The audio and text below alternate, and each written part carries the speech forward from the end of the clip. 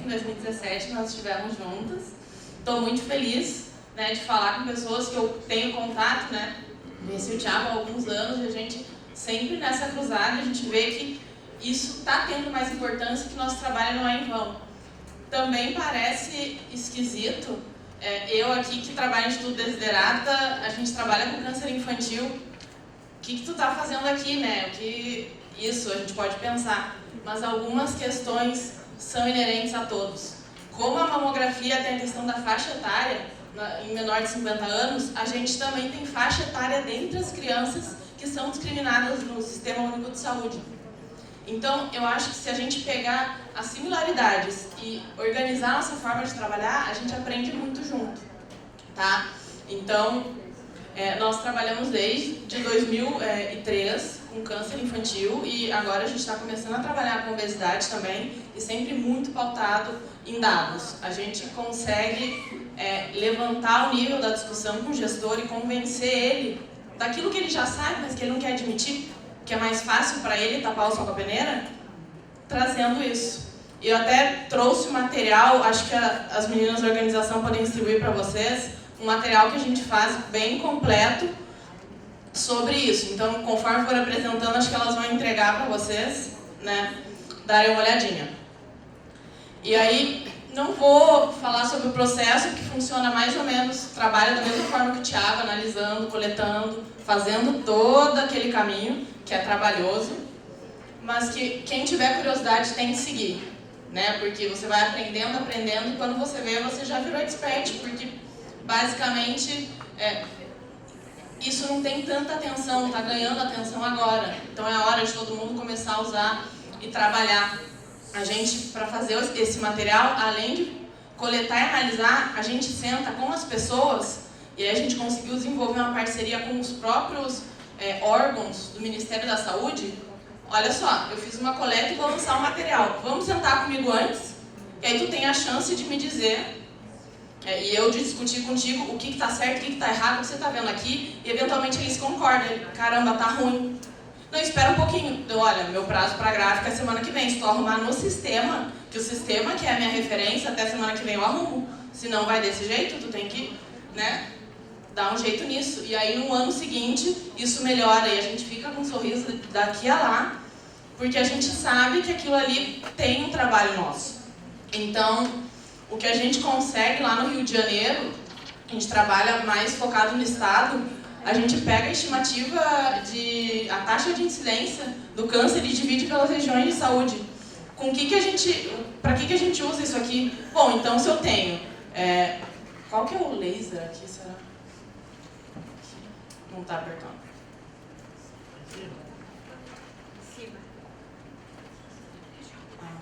Obrigada.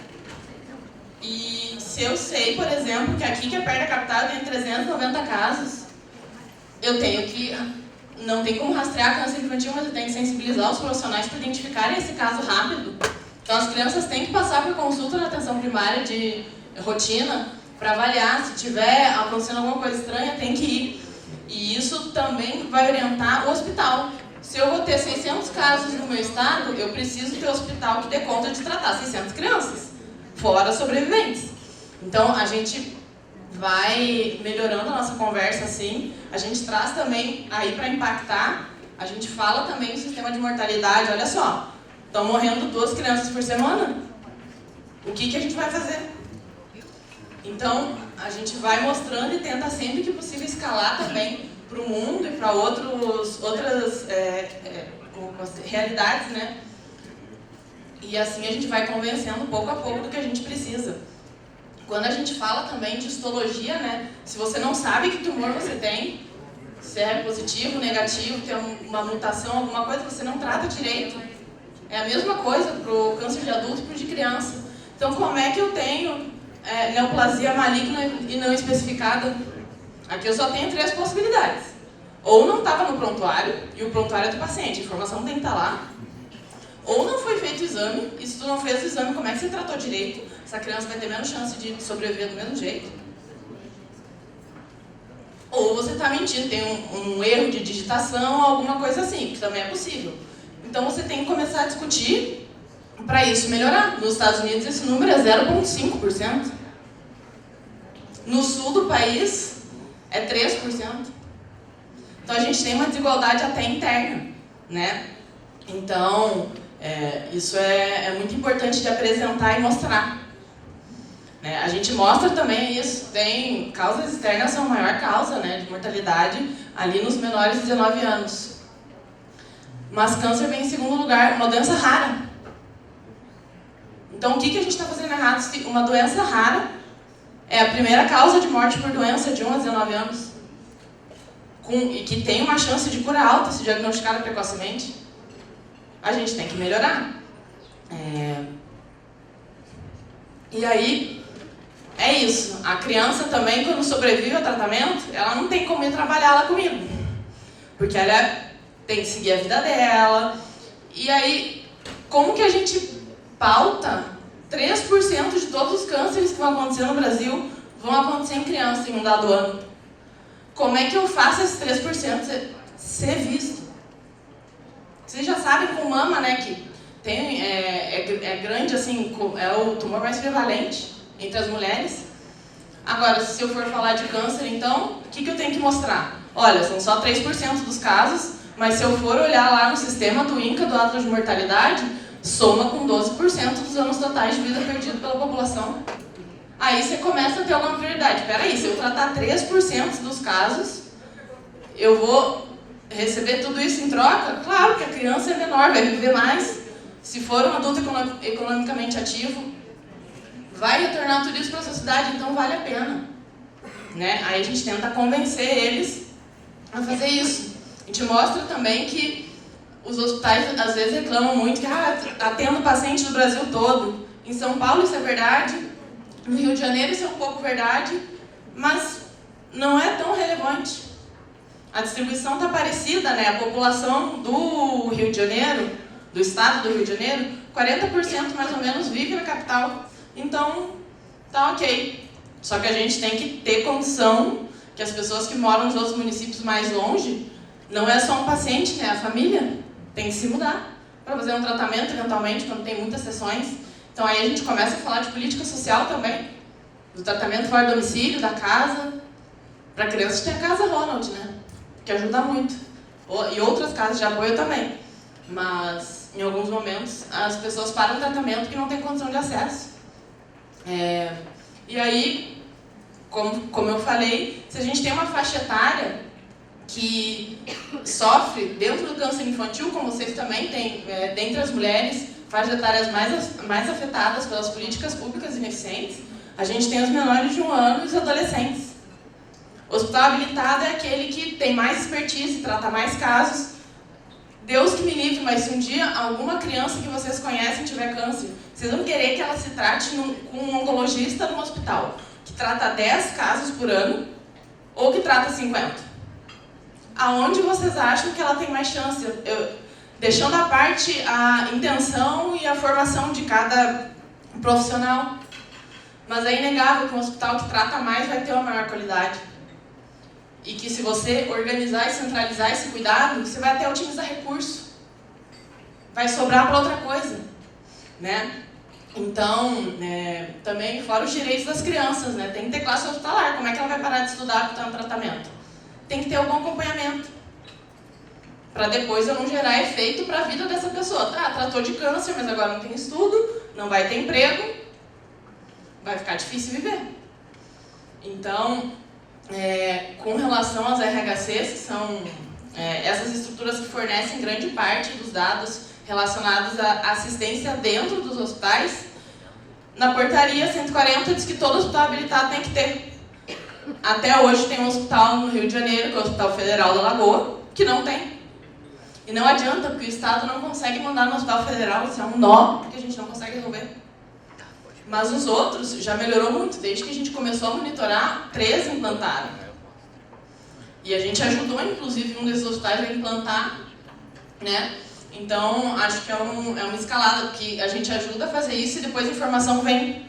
E aí você pode trabalhar em cima dela, né? E aí a gente vê também que, como o Thiago falou, os sistemas e as informações tem muita coisa boa, também tem muita coisa a melhorar. tem informação que é preenchida numa qualidade excelente, mas tem informação que é classificada como ruim. Não se pasme, estadiamento é uma delas. Até porque na criança é muito difícil, são muitos tipos de tumores, como se fossem todos, são mais de... Se eu classificar numa tabela estendida, tem mais de 40 tipos de tumor. Então como é que eu vou convencer todo mundo a estadiar do mesmo jeito? Não tem como, né? É muito difícil. E aí, os casos, né? Aí a gente tem... Se eu falei que a gente tem mais ou menos 630 casos novos esperados por ano, nos hospitais habilitados que têm, registram a informação e mandam para o DataSUS, a gente registra mais ou menos 350 por ano. Cadê o resto? E aí a gente usa isso para falar, olha só, tem criança que está tratando privado, tudo bem, mas não espero que seja uma grande parte, porque é alta complexidade, nenhum plano quer cobrir. Então, essas crianças estão morrendo sem diagnóstico? Provavelmente. Tem uma estimativa que 30% morram sem sequer saber que tinham câncer. Das crianças, isso é chocante. Então, e aí, tempo.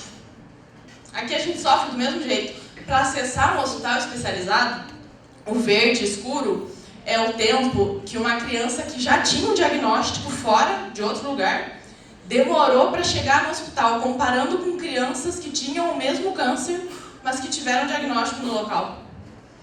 Então, olha a peregrinação dos pacientes, crianças e famílias, algumas longe de casa, um cuidador sem trabalhar, provavelmente acompanhando essa criança, vagando esse tempo todo no sistema. Então, é muito complicado, a gente usa isso para sensibilizar mesmo eles. E também que são poucos que chegam nos hospitais, também depois de fazer essa saga toda, chegar no hospital e não fazer tratamento, são poucos, né? Mas mesmo assim, dentre os que não começam o tratamento, grande parte é porque já veio a óbito. Ou seja, provavelmente o diagnóstico não foi precoce. Ou demorou tanto que a situação se agravou. O tumor na criança evolui de uma forma muito mais grave. E muito mais rápido. Por isso tem maior chance de cura, principalmente em determinados tipos de tumores, mas também tem o fator tempo, né? Então, esse aqui eu vou passar. Desdobramentos. O que a gente faz? É isso, a gente faz correção e troca intensa, a gente tem um relacionamento de realmente... a gente vai lidando, por exemplo, com o INCA e outras instituições que produzem informações de forma a não tratar eles como inimigos. Eu acho que a gente, às vezes, quando quer botar nossa pauta, a gente, às vezes, se coloca nessa posição, e é porque dá raiva mesmo, algumas vezes. Mas, se a gente se botar nessa posição, vai ser mais difícil. Você tem que ser aquela pessoa que consegue conversar calma, mesmo com quem você sabe que está querendo te enrolar. Porque aí é você que vai conseguir enrolar ela. Enrolar no bom sentido, tá? Eu estou dizendo que você vai conseguir convencer ele de fazer aquilo que é o certo, né? Então, hoje a gente conversa com o INCA, a gente conseguiu que eles fizessem a estimativa de incidência que a gente tem a cada 2 anos para o câncer, a gente martelou tanto na cabeça deles que a gente conseguiu que eles não fizessem mais a estimativa do câncer infantil como um puxadinho do câncer do adulto. E agora a gente vai ter uma estimativa melhor, única, só para o pediátrico, esse ano. Né? Então, isso é super positivo. O Rio Grande do Sul vai reproduzir o mesmo material, né? Então, a gente vai poder começar a comparar entre estados. Por que lá no Rio Grande está de um jeito, aqui está de outro? A gente vai conseguir melhorar muita coisa, né? A gente consegue também engajar as pessoas, a partir disso, oportunizar o diagnóstico através dessas ações. E acho que o principal, né, é conseguir transformar informações em decisões de impacto, porque é isso, os números não falam por si, e se o tradutor dos números for ruim, também vai dar problema, né?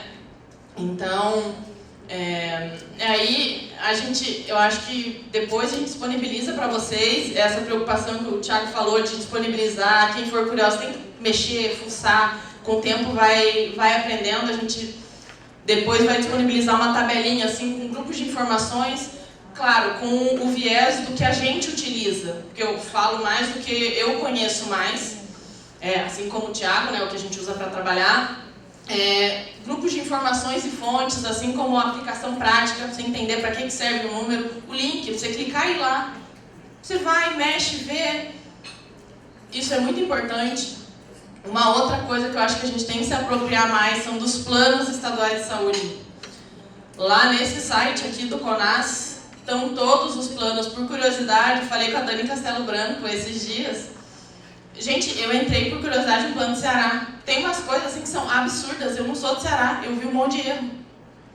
Você leva isso para o gestor, leva o plano dele, escrito por ele, com um monte de coisa errada.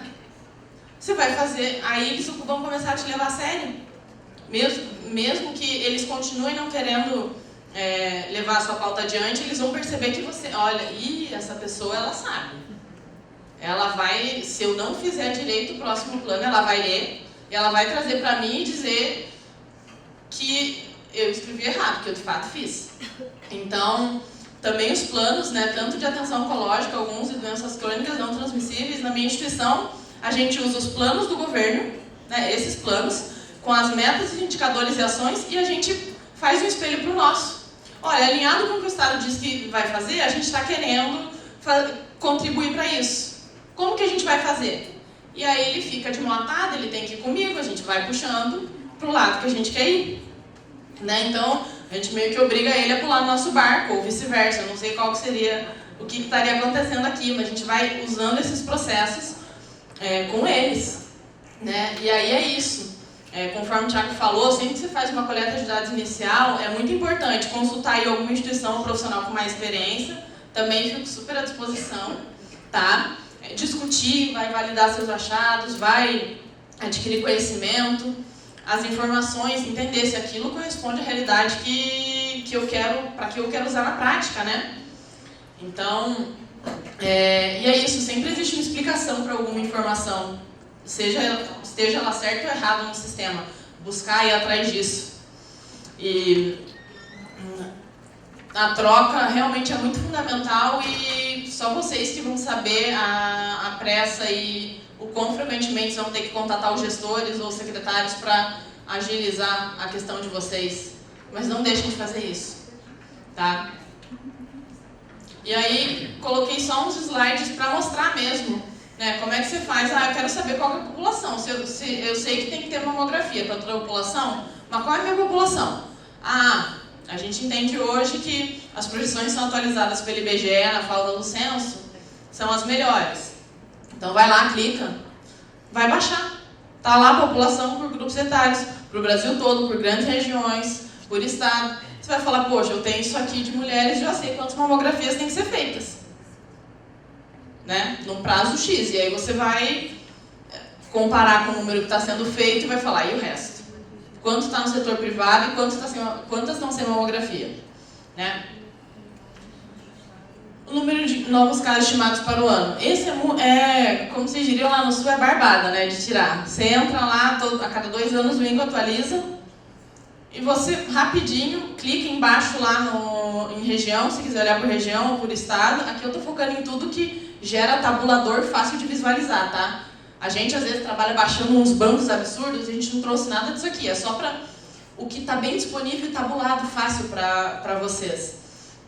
E aí você vê lá, olha, tem 60 mil casos novos por ano. Aí aqui, esse estado, eu acho que é o do Ceará, inclusive. Não, o Brasil. Não é Brasil geral. É Brasil geral. O do Ceará acho que é 2.000, né?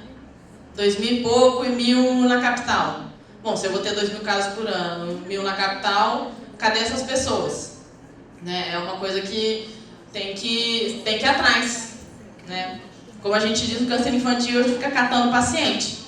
Porque a gente sabe que tem os casos não estão aparecendo, tem que descobrir onde foram parar, porque em algum lugar eles estão. Intervalos de tempo é uma super discussão, mas quando você quer olhar para um hospital, se você tem um hospital que você quer investigar como ele está, e ele tem esse registro hospitalar de câncer, tem O INCA deixa disponível já o ano, é um pouco defasado, é um pouco defasado, não tem o que fazer. Tem hospitais que são mais e menos, tá? Isso também é bom de comparar, porque tem hospital no meu estado que já forneceu informação de 2017, 2018, mas tem hospital que não forneceu a base de 2014 ainda. Né? Então, a gente também mostra, olha só, o fulano está fazendo, por que você não está? Então, cancela, não manda ninguém para o hospital, você não está conseguindo nem preencher um formulário, né? Manda todo mundo para o hospital bom. Aí a pessoa fica assim, né? Porque ela não quer também deixar de atender. E aí, assim, a gente vai organizar isso e deixar disponível também para enviar para vocês todas, quem tiver curiosidade, quiser mexer, investigar, fique super à vontade, agradeço mais uma vez o convite. E obrigada.